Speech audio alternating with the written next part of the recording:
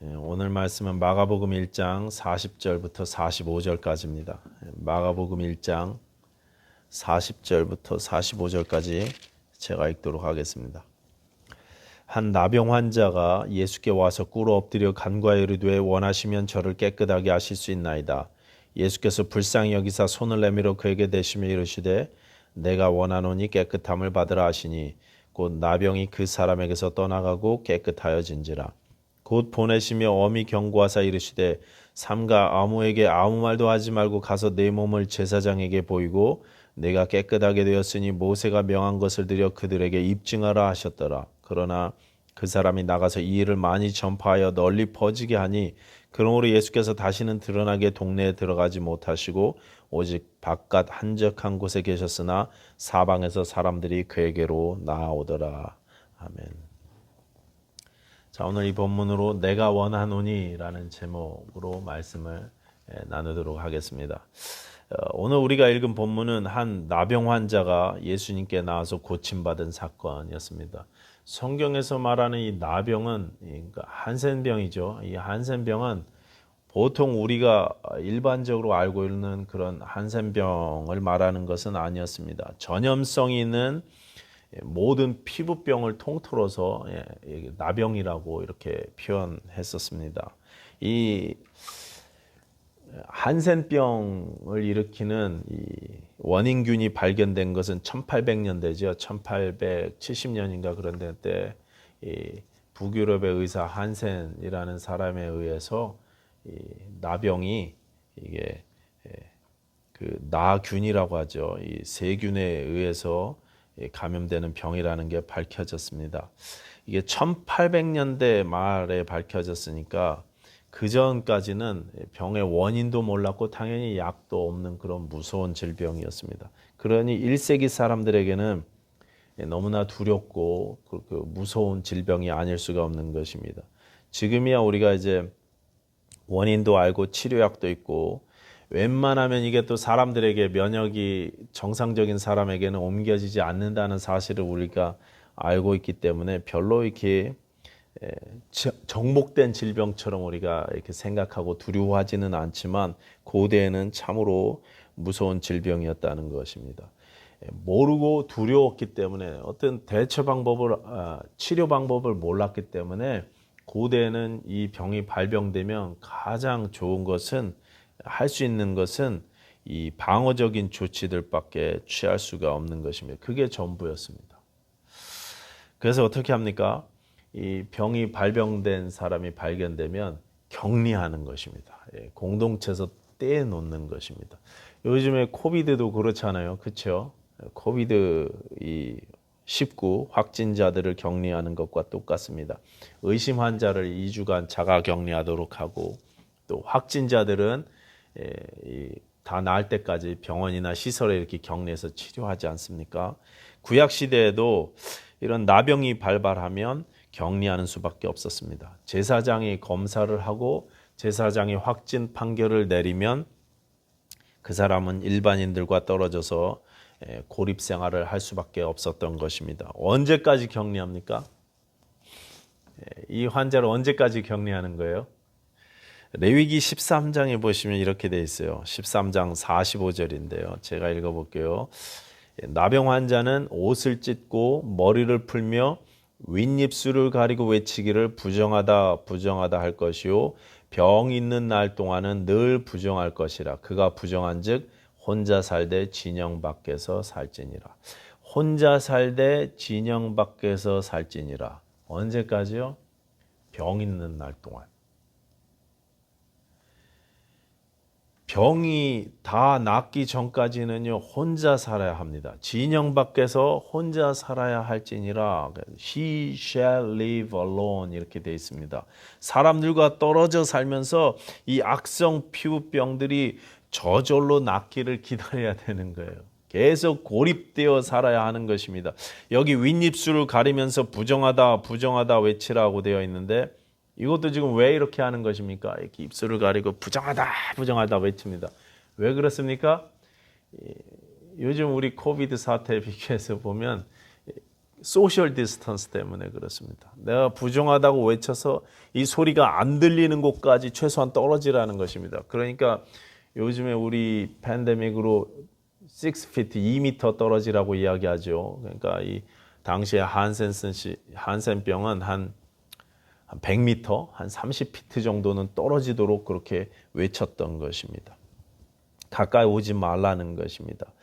윗입술도 가리라는 것은 아마 요즘 우리가 마스크 쓰는 것과 똑같은 이유일 것입니다. 세균이 퍼지는 것을 막으려는 그러한 조치였습니다. 물론 당시에는 이 세균의 개념이 없었지만 하나님께서 그렇게 조치한 것으로 우리가 알 수 있습니다. 그런 채로 병이 자연적으로 나을 때까지 이 병이 낫지 않으면 평생을 그렇게 혼자서 외롭게 살아야 하는 무서운 질병이 나병이라고 일컬어지는 이런 전염성 피부병들이었던 것입니다. 사람에게 가까이 가면 안 되는 질병이고 사람들이 가까이 해서도 안 되는 그런 무서운 병이었습니다. 오늘 본문에 이런 나병 환자가 한 명 예수님께 나온 것입니다. 40절 읽어보겠습니다. 다 같이 40절 보시기 바랍니다. 한 나병 환자가 예수께 와서 꿇어 엎드려 간구하여 이르되 원하시면 저를 깨끗하게 하실 수 있나이다. 여러분 보십시오. 이 환자는요, 예수님께 나올 수 없는 사람이었습니다. 예수님께 나와서는 안 되는 사람이었죠. 가까이 와서는 안 되는 사람인 것입니다. 지금 율법 규정을 어기고 있는 거예요. 경우에 따라서는 이 사람은 지금 돌에 맞아 죽을 수도 있는 그런 심각한 상황인 것입니다. 특별히 오늘 본문의 평행 구절인 이 마태복음에 보면 지금 이 상황이 예수님께서 산상수훈을 마치시고 산 아래 내려오셨을 때 아직도 사람들이 그 주변에 많이 모여 있을 때 그때 일어났다고 말씀하고 있습니다. 마태복음 8장 1절 한번 보십시오. 마태복음 8장 1절 보시면 예수께서 산에서 내려오시니 수많은 무리가 따르니라. 2절 한 나병 환자가 나와 절하며 이르되 이렇게 되어 있습니다. 수많은 무리가 따르니라 그랬어요. 아직 많은 사람들이 거기에 있었습니다. 당연히 그곳에 많은 사람들이 모여 있는 그곳에 있어서는 안 되는 사람이 지금 나타났다는 것입니다. 사람에게 가까이 가서는 안 되고 사람이 가까이에서는 안 되는 사람이 지금 예수님께 많은 사람들 가운데 있는 예수님께 나왔다는 것입니다. 사회적 거리두기가 완전히 무시되고 있죠. 지금 돌에 맞아 죽을 것을 각오하고 이 안타까운 병자는 그렇게 예수님께 나왔다는 것입니다. 그렇게 위험을 무릅쓰고 주께 나와서 무릎을 꿇고 주님께 엎드려 간구합니다. 원하시면 저를 깨끗하게 하실 수 있나이다. 마태복음에서는 예수님을 주님이라고 부르죠. 주님, 원하시면 저를 깨끗하게 하실 수 있습니다. 그러자 예수님께서 이 사람을 불쌍히 여겨주시고 고쳐주시는 장면이 오늘 본문인 것입니다. 이 오늘 본문의 이 환자는요, 세 가지 아픔을 겪고 있던 사람이었습니다. 첫째는 당연히 육신적인 아픔을 겪고 있었죠.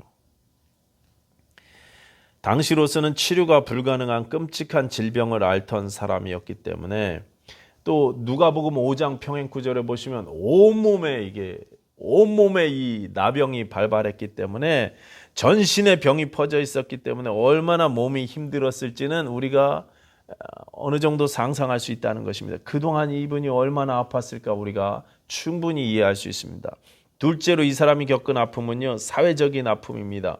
아까 레위기서 말씀대로 이 환자는 혼자 고립되어 살아야만 했습니다. 모든 관계가 다 끊어졌습니다. 가족과도 함께 할 수 없는 질병이 바로 이것이었습니다. 모든 사회적 관계가 다 망가진 것입니다. 온몸에 병이 퍼지는 동안 오랫동안 그렇게 외롭게 살아야만 했던 사람이 바로 이 환자였던 것입니다. 셋째로 이 사람은 종교적으로도 거부당했습니다. 영적으로 부정한 죄인 취급받으면서 살아야 했던 것입니다. 하나님 앞에 함께 나아가서 예배할 수 있는 기회가 원천적으로 박탈당한 것입니다.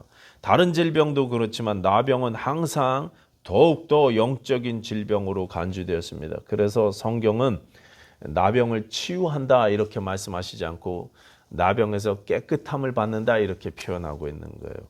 40절 다시 보십시오. 원하시면 저를 깨끗하게 하실 수 있나이다. 41절에도 깨끗함을 받으라. 42절에도 깨끗하여진지라 44절 깨끗하게 되었으니 다 영적으로 카운트하고 있는 것입니다. 그러니 이 환자가 그동안 종교적으로 또 영적으로 얼마나 아픔을 겪었을지 우리가 충분히 생각할 수 있다는 말씀입니다. 환자 스스로도 이런 단어를 선택했다는 것은 이 환자가 그동안 육신의 아픔보다 훨씬 더 종교적으로 부정하게 취급되는 것을 아파했다는 반증인 것입니다. 너는 더러워, 너는 상종 못할 사람이야, 저 사람은 부정한 사람이야.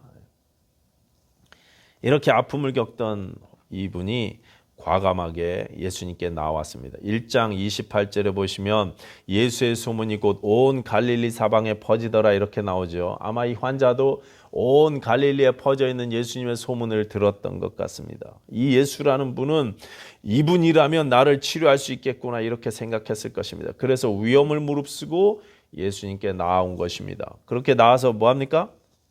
뭐래요? 원하시면 저를 깨끗하게 하실 수 있습니다. 그랬어요.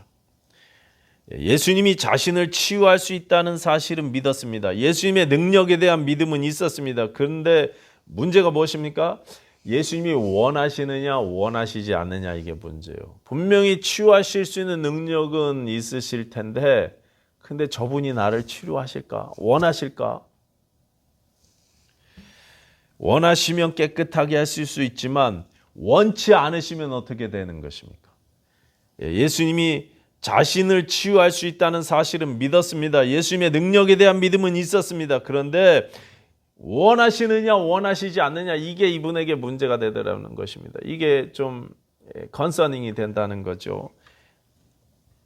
치유는커녕 잘못하면 목숨이 위험할 수도 있게 되는 것입니다. 부정한 자가 사람들과 격리되어야 하는 환자가 율법을 어기고 나왔으니 당연히 위험한 것입니다. 굉장히 지금 긴장의 상황인 것입니다. 잘못하면 이게 지금 죽느냐 사느냐의 문제인 거예요.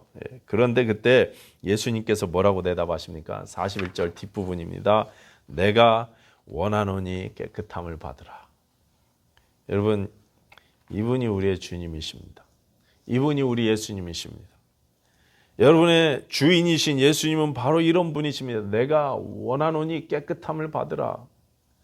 여러분 예수님께 나와서 거부당한 사람은요 한 사람도 없었습니다. 주께 간구해서 거절당한 사람은 한 사람도 없었습니다. 나오는 자는 모두가 다 은총을 받았습니다. 성경은 우리에게 말합니다. 이제 이 예수의 이름을 힘입어서 은혜의 보좌 앞으로 담대히 나아가라고 그렇게 말씀하십니다. 하나님께 담대히 나아가는 자들을 거부하시지 않는다는 것입니다. 한 사람도 예 없이 은혜 주신다는 사실을 오늘 본문을 통해서 우리에게 말씀하시는 것입니다. 내가 원한다. 내가 원하니 깨끗함을 받아라. 치료하시는 모습도 보시기 바랍니다. 41절 다시 보시면 예수께서 불쌍히 여기사 손을 내밀어 그에게 대시며 이르시되 내가 원하노니 깨끗함을 받으라 하시니 손을 내밀어 그를 만지시면서 고쳤다고 이야기하시는 거예요. 예수님은 굳이 그 사람을 만질 필요가 없었습니다.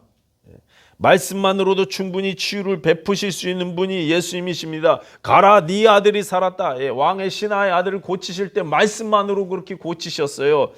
말씀만으로 하실 수 있습니다. 그런데 이 전신에 나병이 퍼진 환자는 주께서 굳이 만지시더라는 것입니다. 만지셨어요. 이제까지 오랜 시간 병을 알아오면서 아무도 이 환자를 만진 적이 없었습니다. 아무와도 신체 접촉이 없었습니다. 그런데 예수님께서는 이 사람을 만져주시는 것입니다. 율법이 명하는 바 우리가 부정한 자를 만지면 그 부정함이 우리에게 옮아옵니다. 우리는 부정함이 우리에게 옮겨오는 것을 어떻게 해서든지 막아야 돼요. 그래서 구약의 제사장들은 예배를 집례하기 전에 부정한 것이 자기에게 옮겨오지 못하도록 자기를 살펴야 했고 혹시 모르니 막고 씻고 그러고 나서야 예배를 집례할 수가 있었어요. 사람들에게는 부정함이 옮아갑니다. 그런데 하나님이신 예수님은 어떻습니까? 하나님의 은혜는 어떻습니까? 완전히 거꾸로예요. 거꾸로입니다. 예수님과 부정함이 만나니 그 나병 환자의 부정함이 예수님께 전해지는 것이 아니라 예수의 의로우심이 정하심이 그 환자에게 전해지더라는 것입니다. 예수의 깨끗하심이 환자에게 전해지는 것입니다. 그래서 우리가 예수님을 가까이 해야 되는 거예요. 우리의 부정함이 예수께 가는 게 아니라 예수의 정하심이 우리에게 오기 때문에 그렇습니다. 말씀이신 예수의 정하심이 우리를 깨끗하게 하기 때문에 우리는 어떻게 해서든지 주께 가까이 가야 하는 것입니다. 예수님을 가까이 하면 가까이 할수록 우리가 죄를 이기고 승리하게 되는 것입니다. 예수님은 이 사람을 만져서 고침으로 이 사람의 세 가지 아픔을 한꺼번에 고쳐주신 것입니다. 만지시며 내가 원하노니 깨끗함을 받으라 말씀하셨어요. 여러분, 오늘날도 예수님에 대해서, 하나님에 대해서 오해하시는 분들이 있습니다. 신앙생활하면서 우리가 종종 오해합니다.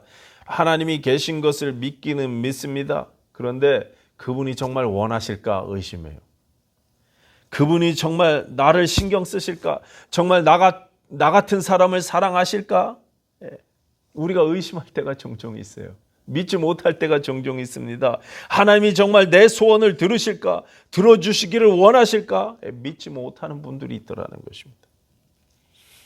여러분, 그런데 그런 분들이 이제 하나님의 사랑을 깨닫는 순간 내가 원하노니 깨끗함을 받으라, 이 말씀을 내게 주신 말씀으로 받는 순간에 변하기 시작하는 것입니다. 하나님이 그렇게 거부하지 않고 나를 사랑하신다는 사실을 아는 순간 우리의 신앙이 올바르게 시작되기 시작하는 것입니다. 이기기 시작하는 것입니다. 내가 원한다, 내가 너를 사랑한다, 이 하나님의 사랑을 아는 순간 나도 하나님이 사랑하시는 그 사람들을 사랑하기 시작합니다. 그 사랑으로 모든 것을 참고, 모든 것을 믿고, 모든 것을 바라고, 모든 것을 견딜 수 있게 되기 시작하는 것입니다. 그렇기 때문에 우리는 오늘도 나를 향해 말씀하시는 하나님의 음성을 들어야 하는 것입니다. 내가 원하노니 깨끗함을 받으라. 내가 원한다.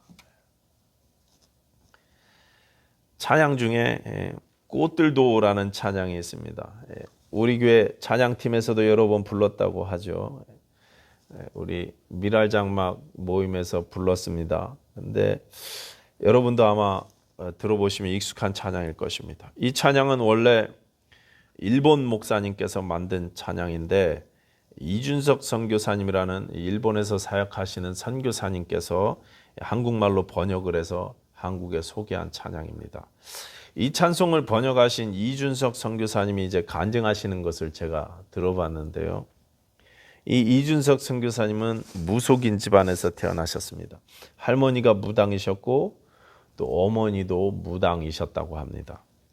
그러다가 이제 할머니는 나중에 머리를 깎고 절에 들어가서 승려가 되셨고, 그런 집안에서 자랐으니 이분이 예수교 신앙을 가까이 할 수 있는 기회는 어렸을 때부터 거의 없었다고 합니다. 20살 때까지 교회 근처에도 가보지 않았다고 그렇게 말씀하고 있어요. 그런데 이분이 20살쯤에 음악에 재능이 있는데 이 음악을 가르쳐 주시던 선생님께서, 이분에게 음악을 가르쳐 주던 선생님께서 예수님을 소개하셨고 예수님을 이분에게 전해 주셨어요.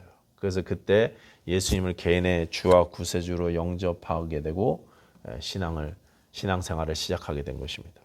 온 집안이 무속인 집안인데 혼자 갑자기 예수님을 믿게 되니까 어떻습니까? 핍박이 시작되겠죠. 영적인 이런 영적 싸움이 심하게 시작되겠죠.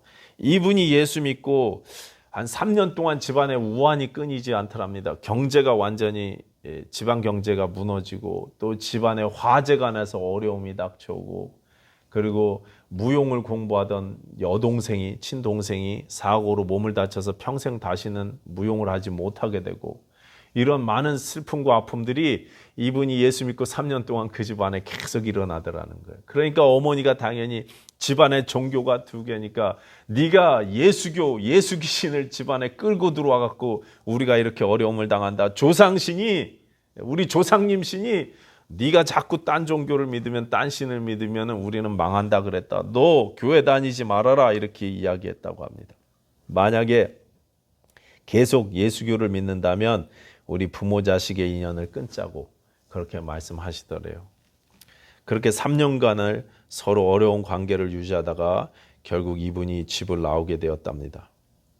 마지막 날 짐을 싸서 나오면서 그 무당 어머니에게 이렇게 말씀했대요. 엄마, 하나님이 엄마를 사랑하세요. 이제 엄마도 예수님 믿으시면 그렇게 귀신에게 시달리면서 그렇게 안 사셔도 돼요. 하나님이 엄마를 사랑하십니다. 이렇게 어머니께 이야기를 해드렸다고 합니다. 그 말을 하는데 그렇게 단호하고 서슬퍼렇던 어머니가 눈동자가 이렇게 떨리는 것을 봤다고 그렇게 간증하셨습니다. 그 후에 이분이 일본 선교사가 되셔서 지금도 그 어머니와 가정의 구원을 위해서 그렇게 기도하시면서 만나 뵐 때마다, 잘 안 만나려고 하시지만 만나 뵐 때마다 하나님이 어머니를 아들인 나보다도 더 사랑하십니다. 이렇게 하나님의 사랑을 알려주고 계신다 그래요. 그래서 지금은 좀 많이 바뀌어갖고, 옛날에는 막 얼굴도 안 보려고 그랬는데 지금 바뀌어갖고 너는 네 종교 잘 믿어라 그렇게 이야기하시더래요. 여러분, 하나님이 나를 사랑한다는 사실을 아는 것이 시작입니다. 하나님이 나를 거부하시는 분이 아니라는 것을, 그런 분이 아니라는 사실을 아는 게 시작이에요. 우리가 알아야 됩니다. 우리가 알고 알려야 하는 것입니다. 하나님 우리를 거부하시지 않습니다. 하나님 우리를 사랑하시는 분이십니다. 내가 원한다. 네가 깨끗해지기를 원한다. 네가 강건해지기를 원한다. 네가 복된 삶 살게 되기를 원한다. 이 음성을 듣고 믿는 것이 우리 신앙생활의 시작인 것입니다.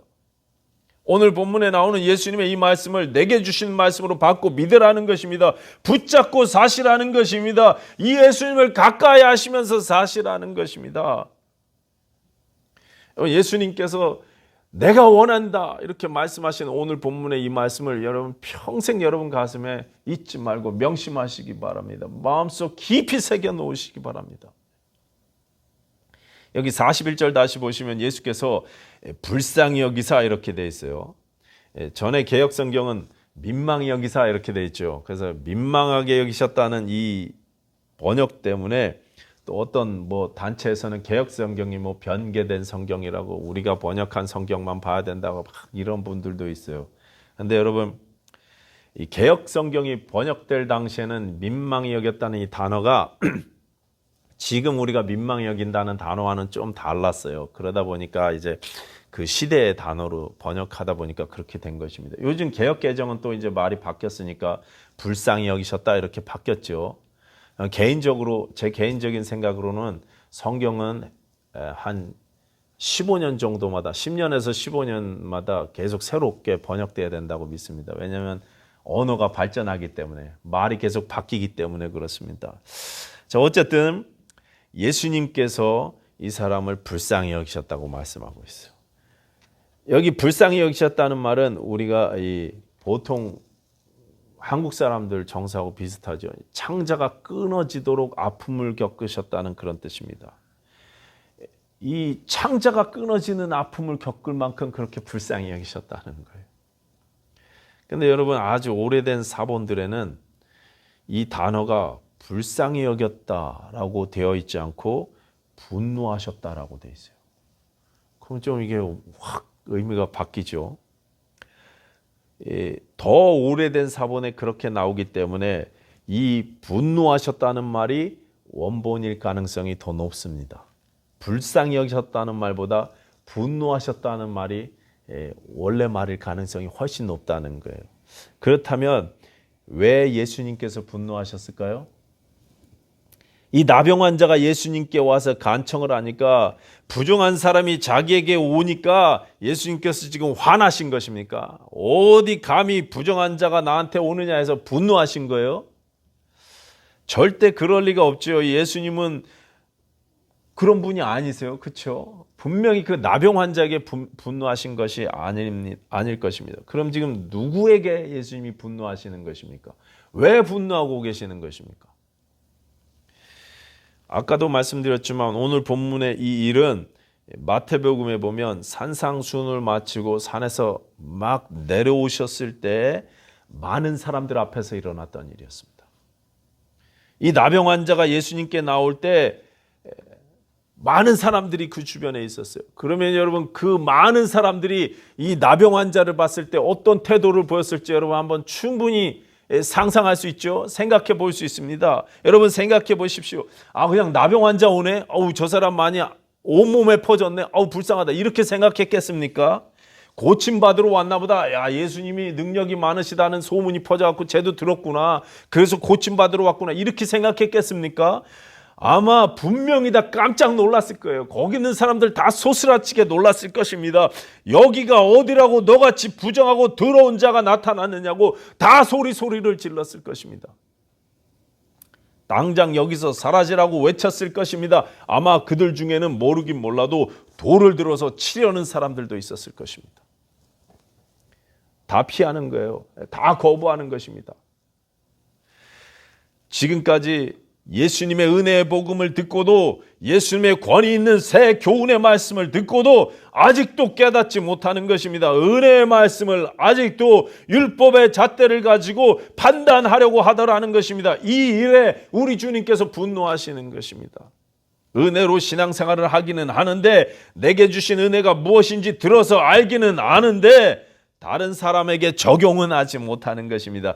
다른 사람에게는 아직도 율법을 들이대는 것입니다. 더러운 네가 어떻게 우리 가운데 어울릴 수 있느냐 이것입니다. 예수님은 그래서 그렇게 분노하셨습니다. 그래서 직접 손까지 그에게 대셨어요. 그의 몸에 손까지 대셨어요. 보여주시는 것입니다. 다들 혹시라도 터치될까봐, 건드려질까봐 그렇게 조심조심하는 그 환자를 일부러 예수님은 가서 만지신 것입니다. 은혜가 무엇인지, 은혜가 어떻게 역사하는지를 밝히 보여주고 싶으신 것입니다. 여기 대셨다는 말도요, 한번 생각해 봐야 돼요. 이 말은 물론 만졌다, 터치했다 이런 뜻이 1차적인 뜻이지만 더 깊게 들어가면 끌어안았다, 내게 붙잡아 맸다 이런 뜻입니다. 예수님께서 그 질병을 몸소 끌어안고 몸소 짊어지셨다 이런 뜻입니다. 당신의 정하심은 그 환자에게 주고 그 환자의 부정함을 당신께서 몸소 끌어안으셨다는 것입니다. 당신의 의로우심을 그 나병 환자에게 주고 그 사람의 죄악됨을 당신이 몸소 짊어지셨다는 것입니다. 가져가셨다는 거예요. 지지난주에 말씀드린 아사셀 염소 생각나십니까? 이 아사셀 염소에게 일어났던 전가, 영적인 맞교환이 일어나는 모습인 것입니다. 그렇기 때문에 이 나병 환자의 모습은 바로 저와 여러분의 모습인 것입니다. 우리를 불쌍히 여기시고 저와 여러분에게 은혜를 베풀기 원하시는 하나님의 모습을 지금 본문이 우리에게 보여주시는 것입니다. 이 나병은 무감각해지는 병입니다. 어느새 나도 모르는 사이에 몸이 망가지는 것입니다. 이런 영적인 무감각, 우리도 예수 없이 살 때, 예수를 모르고 살 때 그렇게 살았어요. 영적으로 전혀 감각 없이 그렇게 살아왔습니다. 성경은 이것을요, 옛사람이라고 이야기하는 것입니다. 에베소서 4장 한번 찾아보겠습니다. 에베소서 4장 18절부터 19절 한번 보시기 바랍니다. 에베소서 4장 18절부터 19절입니다. 제가 읽을게요. 그들의 총명이 어두워지고 그들 가운데 있는 무지함과 그들의 마음이 굳어짐으로 말미암아 하나님의 생명에서 떠나 있도다. 그들이 감각 없는 자가 되어, 다시 한번 읽겠습니다. 그들이 감각 없는 자가 되어 자신을 방탕에 방임하여 모든 더러운 것을 욕심으로 행하되. 우리가 그런 사람들이었습니다. 영적 감각이 전혀 없는 나병 환자들이었습니다. 우리 스스로를 방탕에 방임하여 모든 더러운 것을 욕심으로 행하던 사람들이 우리였습니다. 그런데 주께서 우리를 깨끗하게 하시는 것입니다. 옛사람을 벗고 새사람을 입게 만들어 주십니다. 저와 여러분을 그렇게 정결케 해주시는 것입니다. 영적 문둥병으로, 영적 나병으로 그렇게 감각 없이 살아온 우리에게 새사람의 영적 감각을 심어주시는 거예요. 깨끗함을 주시는 것입니다. 정결케 하시는 것입니다. 자, 그렇게 나병 환자를 치유하신 예수님은 그 뒤에 이제 좀 더 읽어보면 이해 안 되시는 분부를 하시죠. 44절 보시면 아무에게 아무 말도 하지 말라고 엄히 경고하십니다. 나중에 제자들에게는 너희는 가서 모든 족속으로 제자를 삼으라. 내가 분부한 모든 것을 가르쳐 지키게 하라. 그렇게 말씀하셨어요. 전하라. 그렇게 말씀하셨습니다. 그런데 여기서는요, 아무 말도 하지 말라고 하셔요. 이상하죠? 또 막 율법을 초월해서 그 율법의 본래 정신을 회복시키려고 율법 조항에 매이지 않는 것 같은 모습을 보이시는 이 예수님이 막 만지시는 그 예수님이 44절에는 갑자기 율법대로 뒤처리를 하라고 그렇게 분부하셨어요. 이것도 약간 의아하죠. 오늘은 이 부분은 생각하지 않고 넘어가겠습니다. 다만 이 명령을 받은 약간 이해가 안 되는 이 명령을 받았던 이 나병 환자의 태도를 한번 생각해 보겠습니다. 여러분 보십시오. 이 사람은 놀라운 은혜를 받았습니다. 놀라운 치유의 은총을 체험했습니다. 그런데 은혜 받은 그 자리에서 오히려 불순종의 모습을 보였어요. 그렇죠. 엄히 경계하셔서 말하지 말라고 하시는데 그냥 다 말하면서 다녔어요. 의도한 것은 아니었겠지만 결과적으로 이분을 통해서 예수님의 사역이 방해되는 꼴이 되고 말았습니다. 여러분 우리가 은혜를 받았다면, 은혜의 복음을 받았다면 이제 그 말씀이 우리 삶 가운데 순종함으로 이어져야 하는 것입니다. 우리가 처음에는 필요 때문에 예수님께 나올 수 있었습니다. 필요 때문에 기도할 수 있습니다. 돈이 없어서 돈 달라고, 직장 달라고, 또 건강 달라고, 내 소원 들어달라고, 내 자녀 잘 되게 해달라고 기도할 수 있습니다. 하나님께는요 모든 것을 다 기도할 수 있습니다. 모든 것을 다 기도하셔야 합니다. 그런데 거기서 멈춰서는 안 된다는 거예요. 하나님의 뜻을 구하는 순종의 자리까지 나아가야 하는 것입니다. 예수님은 그냥 추종자들을 원하신 게 아니라 제자를 원하시는 것입니다. 온전히 우리 삶을 바치고 그 뜻에 순종할 수 있는 제자들을 원하시는 것입니다. 은혜 받은 것으로 끝내지 말자는 것입니다. 그냥 내 필요를 간구하는 것으로 끝내지 말자는 것입니다. 더 나아가라는 것입니다. 뭔가 받을 게 있어서 주께 나오는 것.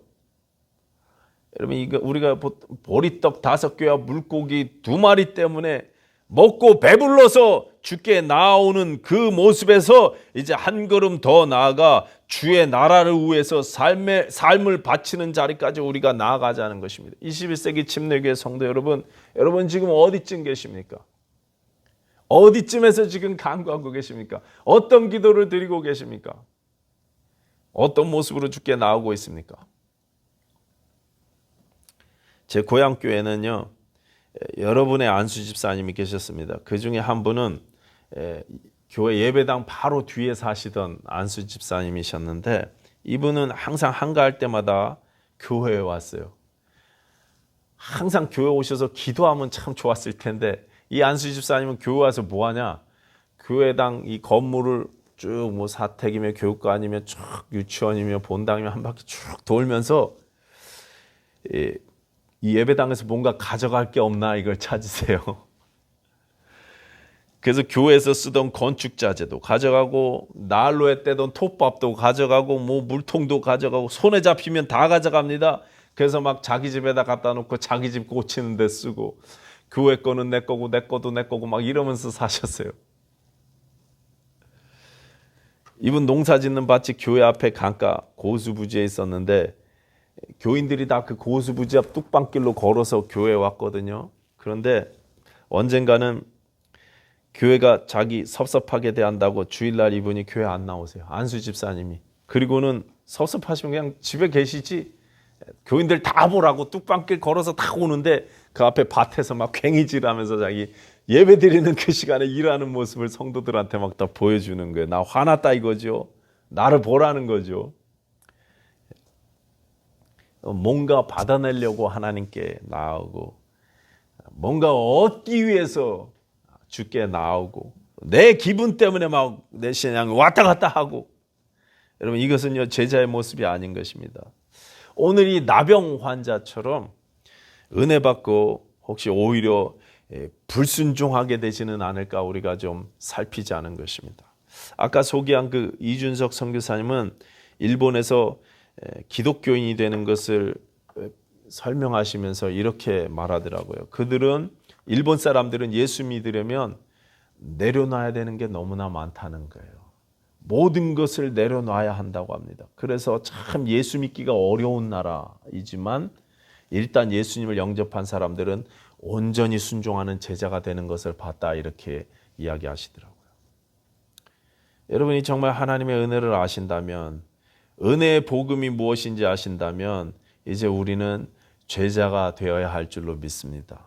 온전히 순종하는 자리까지 나아가야 할 줄로 믿습니다. 삶을 온전히 여러분 주께 바치시기 바랍니다. 섬기시기 바랍니다. 전도하십시오. 여러분이 아는 성경 지식을 가르치고 양육하십시오. 은혜를 알고 받는 것으로 끝내지 마시고 순종하는 자리까지 나아가시라는 것입니다. 삶을 송두리째 주를 위해서 바치는 자리까지 나아가자는 것입니다.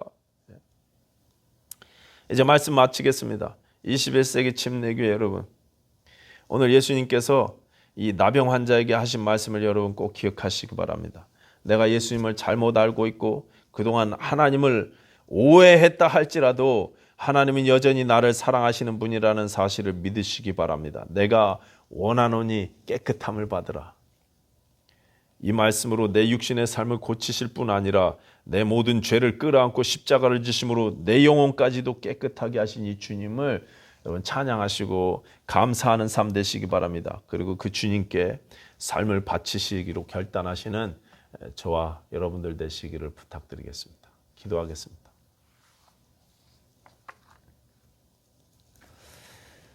하나님 아버지 감사합니다. 하나님 우리가 우리 아버지를 알되 똑바로 알게 하여 주시옵소서. 우리 예수님을 알되 올바로 알게 하여 주시옵소서.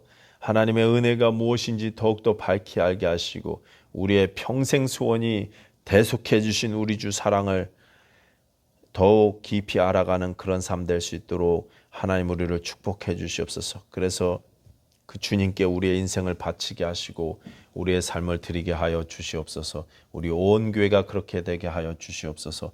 예수님 이름으로 기도하였습니다. 아멘.